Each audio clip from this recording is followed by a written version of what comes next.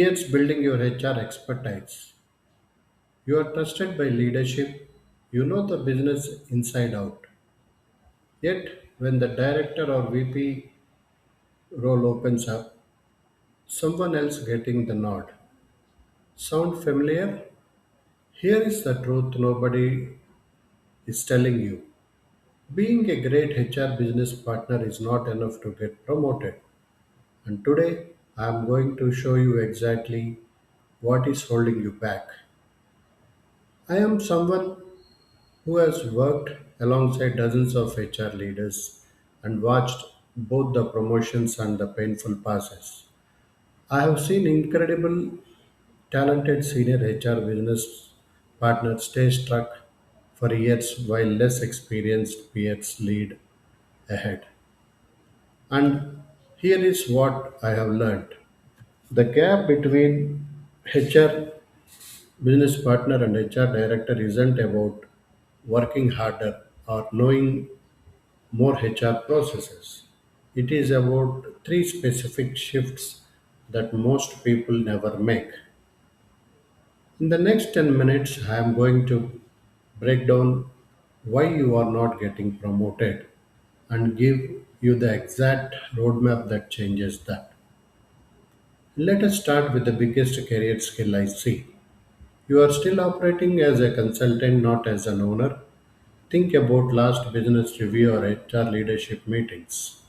When the CFO presented, did they say, I recommended we explore cost reduction strategies, or did they say we are cutting operational spend by 15% in quarter 3?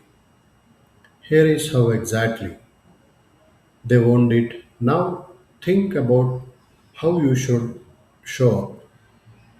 Did you present options or recommendations? Or did you make the call? Here is what happens at the senior HRBP level. You have been trying to be trusted advisor to bring data and present options to influence without authority, and you probably really good at it.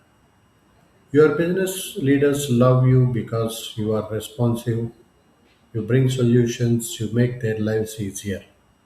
But here is the problem. That's not how executives think. Executives don't wait for consensus. They make calls with incomplete information. They own outcomes, not just recommendations. I watched this play out with an HRBP I knew who was phenomenal at her job. When the sales organization was struggling with retention, she did everything right.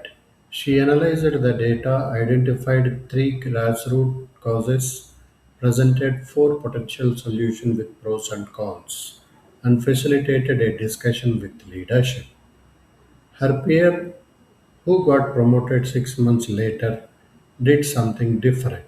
She looked at the same data, made the call that compensation wasn't competitive, built a business case, and walked into the leadership meeting saying, we are losing our top performers because our variable compensation structure is broken.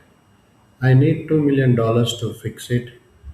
Here is the return of investment, and I am implementing it in quarter 1.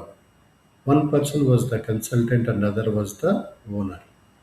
The shift you made to make is this. Stop hiding behind stakeholder engagement. Yes, you need to bring people along, but you also need to have a point of view and the courage to drive it. Whenever you are in the strategy meetings, your business leaders are looking for someone to facilitate their thinking. They are looking for someone who can see around corners, make the tough call, and say, here is what you are doing and why.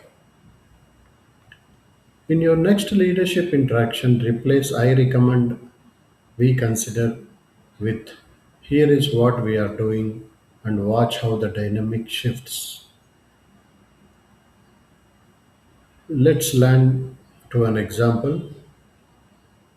The second reason you are not getting promoted is that you are too deep in the trades. You know your business unit cold. You can tell me the headcount in every department, the flight risk is each team, the succession gaps, the engagement scores.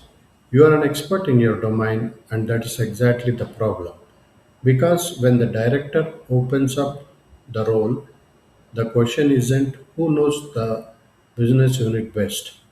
The question is who can operate at the enterprise level. Let me give you a real example. I sat in a promotion discussion where two senior HRBPs were being considered for an HR director role. The first one, let's call her Marie, was incredible. She knew everything about the product organizations she supported. When asked about talent strategy, she talked about engineering skill gaps,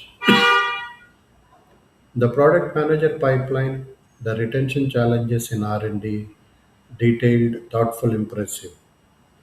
The second candidate, James, supported the operation function. When asked some question, he said, our biggest enterprise risk is that we are building talent strategies in silos. Product wants one thing, sales want another, and we are creating internal competition for the same talent. I am in this role. I am aligning our talent acquisition and development strategies across business units. So we are building enterprise capabilities, not just filling departmental gaps. Thank you for watching my video.